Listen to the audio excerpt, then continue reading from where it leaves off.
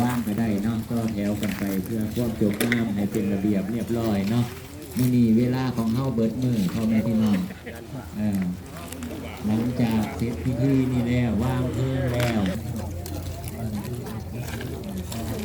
ข้างๆนั้นก็ได้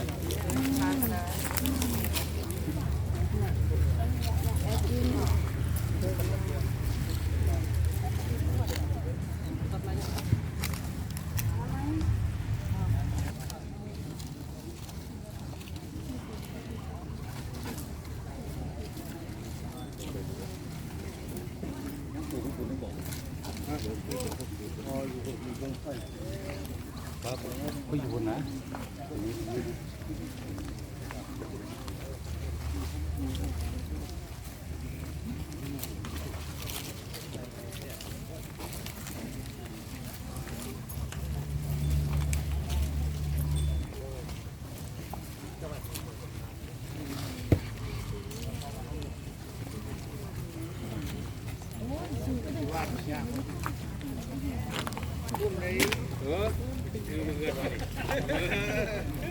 ท่านพูดดีนะ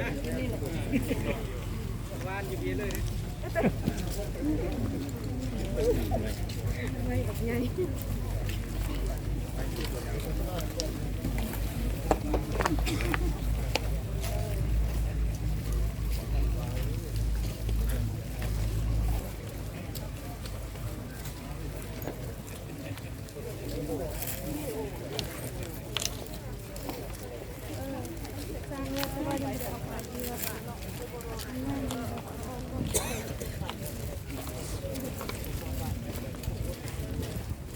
เศร้าอยู่